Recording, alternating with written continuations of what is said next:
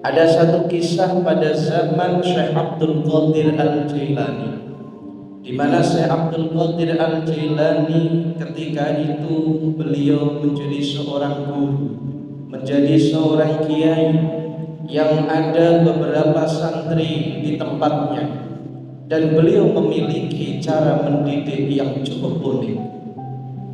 Maka ketika Syekh Abdul Qadir Al-Jailani ini kemudian berbaik hati orangnya, ternyata ada orang yang tidak suka kepada beliau. Akhirnya mencoba mencari-cari kelemahannya, dan ternyata kemudian yang terjadi apa?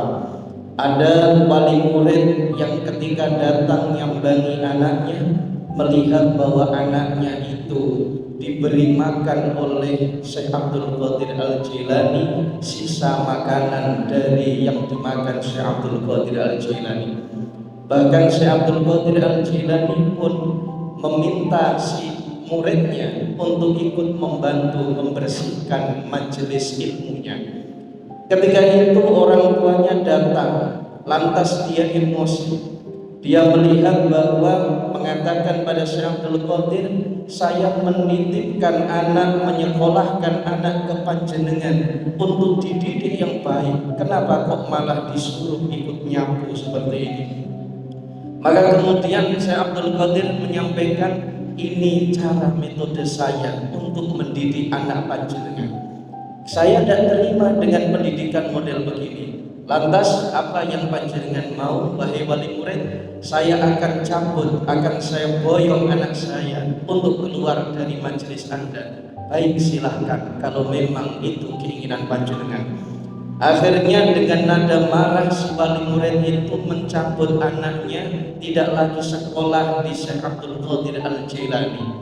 Sesampainya di rumah, si orang tua itu mencoba bertanya tentang keilmuan kepada anaknya.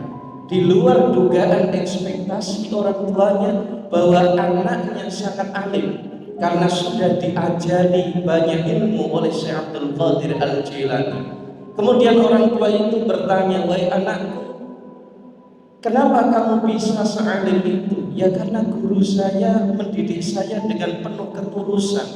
Lah kenapa kemarin saya pas sambangan lihat kamu ikut nyapu?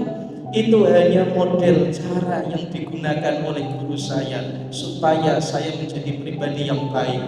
Kemudian si orang tua ini merasa bersalah dan akhirnya kembali sowan ke Syekh Abdul Qadir.